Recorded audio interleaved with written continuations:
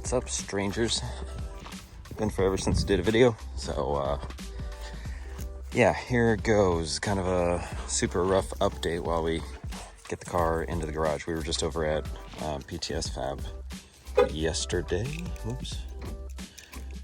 and on New Year's Eve, I don't know, for some reason Nick just wanted to get some stuff wrapped up that we've been waiting on for the El Camino. A little steering fix and just a couple of small things I'll kind of go through a little bit later. But gotta wait for that to warm up real quick. It's also supposed to get really cold tonight, or actually not really cold tonight.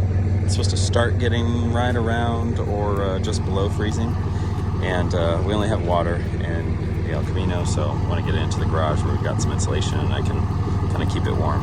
It's also supposed to get really cold next week, so I need to make sure I've got it set up nicely in the garage. That way it's on a rush later. But yeah, I got to get this truck and trailer moved up so that I can get this door down where it's not on the really gnarly area here.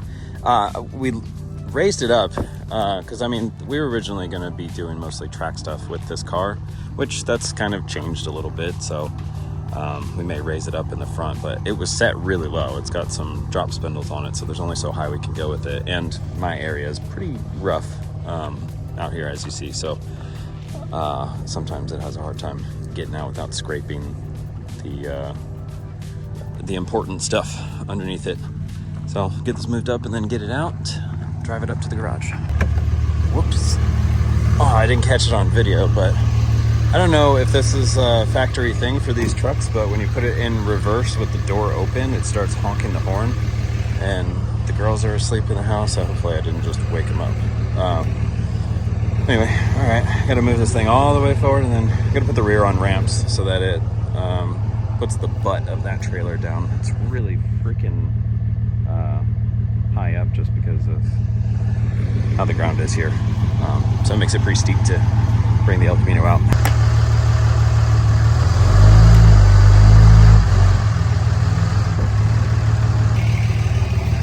There we go.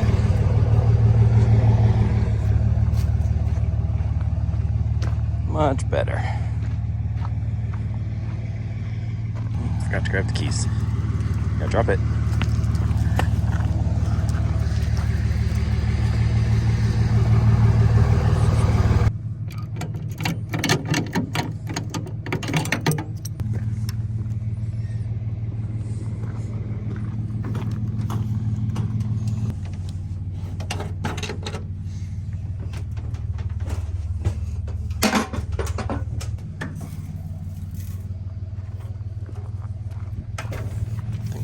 Oh, heavy as hell for all aluminum.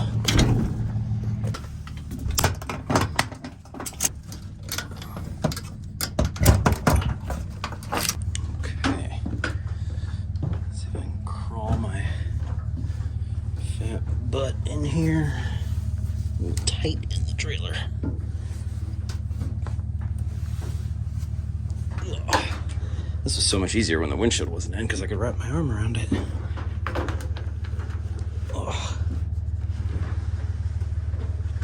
Oh, it's a little snug. Keep in mind, this is built around measurements for Tanya. She's quite a bit shorter.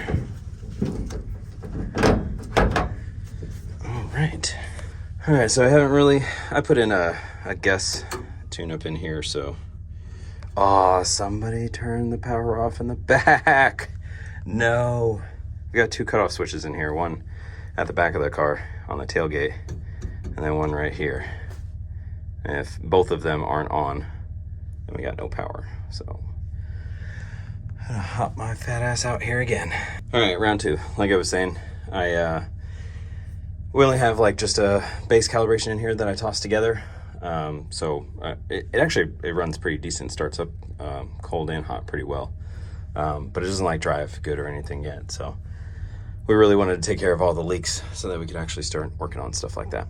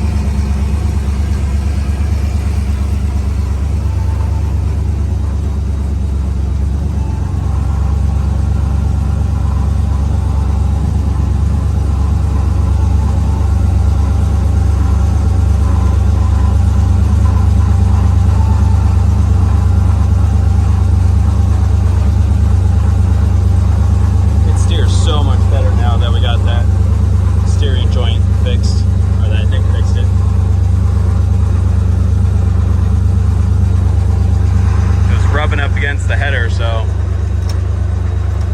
it was really hard to, I mean, I'm doing this with one hand. I couldn't do that before. This is great.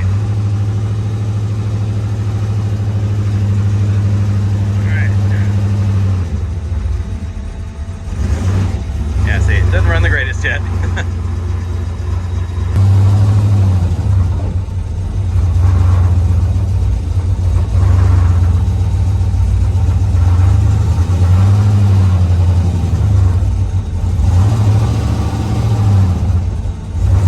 Oh, it runs really bad. I got a lot of work to do.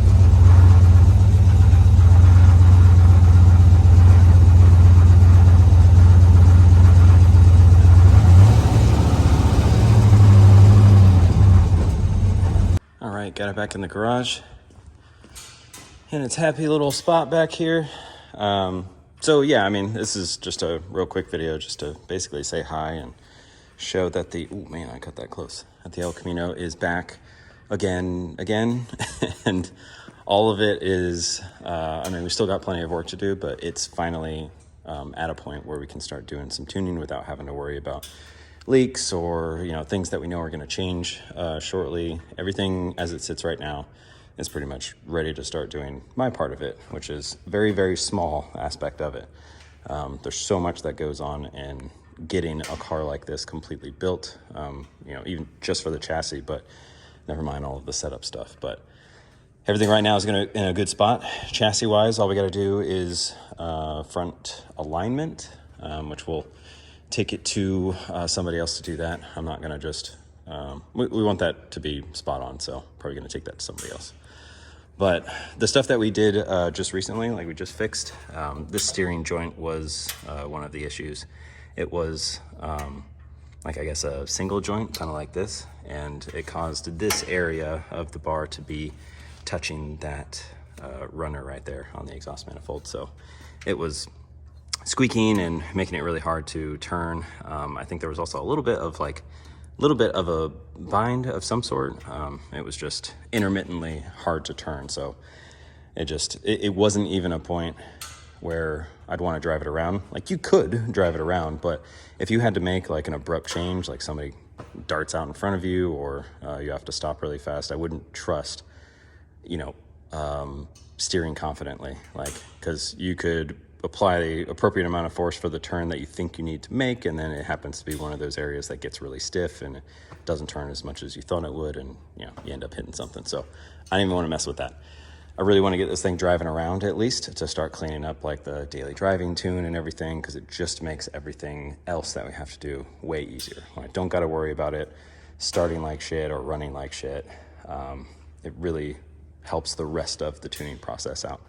Eventually we'll get it to the dyno and we'll go for some at least moderate power. We're not going to go crazy with it right off the bat. We know what non-intercooled will do with the 85. We'll get it running on pump gas and everything so that we can take long cruises with it, get tons of gas mileage out of it. And then the 85 tune will be for the power setup, where we'll probably leave it right around like 900 horsepower. And with the weight of the car, which I won't tell you guys yet, I want to get it actually 100% completely done and reweigh it, but it's a lot lighter than we thought, which is really, really good, because the end goal of this thing is to run a 4 of some sort on the stock bottom end, which before, when we thought it was going to weigh, 3,400 pounds or something like that, was going to be a really tall order. Like, we were going to have to push that stock bottom end to a point where I know we'd be hurting it every time we try it. Now, I think we can actually make it happen. We're going to have to make some sacrifices and do some stuff like specifically to go for that goal. But that's basically what that goal is. It's a one-time thing. It's a Hail Mary. We're not trying to like have this car, be a 4-second car by any means. Like, it's just something that's going to be a pretty quick car that on a Hail Mary pass could maybe do a 4, 9. So, we'll get it on methanol and get that tune up for it later on. And but for now, yeah, we just want to have some fun with it and cruise it and do some racing with it. So 85 will be where we focus most of our time on. There was a bunch of other little odds and ends. One of the fuel fittings over here was leaking. It was just a bad fitting. Got that swapped out. The air tank had a leak in it. That was just a rough assembly. Forgot to go back and actually permanent assembly it. Got that fixed up now. Nick redid our dash. So originally we had the Tinker Electronics dash in here, which, you know, is good for the money. It was like $600 and it's a giant dash.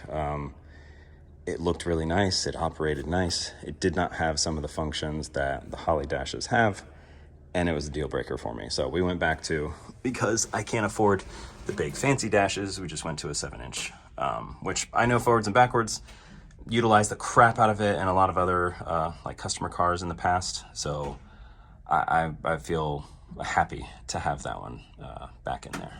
So we'll clean up all the wiring and everything, tuck it under the dash. I gotta give the old wiring over to Nick because I think he's gonna use that old dash. Oil leak on the turbo we still have to fix, but it's not bad enough to really screw us for anything that we have coming up. We'll just have to take that turbo out. I think the O-ring is crappy, or maybe just the depth of the area where the O-ring goes is too deep, and so we're gonna have to put some RTV there. Whatever it is, that's pretty minor. We just didn't want to do it yesterday because it involves taking apart quite a bit of stuff, and we're on a time crunch. Other than that, I can't remember what else we did yesterday, but just a whole lot of button-up stuff for the near future. Non-performance related, we're gonna get some door hinges on these things because good Lord, they are saggy piles of crap. Like, I don't know if you can tell how far down. Oh, I can't really see it very good, but it's hard to tell from looking at video. But so if you see here, that's how much lower, like when this is closed, I think it lines up with that. But like, that's how much it just drops down as soon as you get it off the strike. Yeah, see? So that's super annoying. The door closes nice and everything. It's just it's not lined up and the hinges are just super beat. We could probably just change the bushings or the pins or whatever, but hinges for these things are so damn cheap, so I just bought some new ones. We want to take the door bars out of these because they're incredibly heavy, and with how light we found out the car was, I'm getting kind of greedy. I want a little bit more weight. Thing's got a full nice cage in it, so no need for the door bars. So while we have the doors off for the hinges, we'll get the door bars out of there too. Hopefully that saves a good chunk of weight. I think other than that, that's it as far as like getting to a point where we can go out tuning, go out racing. I gotta rig up a taillight situation here. Nick already has the wiring set up, just on a plug down here, and I got the pinouts for everything. So I think I'm probably just gonna rig some trailer lights down here and strap them to the bar just so that we can get things going, because I don't know what bumper we're going to use here yet. There's a bunch of like the roll pans that they sell for these, but like they all look really cheap, and I don't want to spend like even like $150 some of these. Some of them are like, you know, $450, but they still all look questionable as far as quality goes. I don't want to spend that much money and get some pile of crap. So kind of want to see if anybody's got any experience specifically with a product that they bought that turned out good, and maybe we'll go with that. Until then, I'm gonna rig up some lights so that once we get it tuned and registered and everything, we can at least drive it around. I don't care how it looks, it's fine. Just wanna get Tanya in the car and start cruising. So that's pretty much it. Yeah, short video, but just wanted to give everybody an update. You're gonna see a lot of stuff, a lot for my standard of how much time we have to do videos right now is still pretty low, but we will start seeing videos on this very, very soon. I gotta finish up a couple of other people's cars first, and then I'll start really dedicating quite a bit of time into this. So yeah, anyway, we'll see videos soon. See you guys later. Thanks for watching.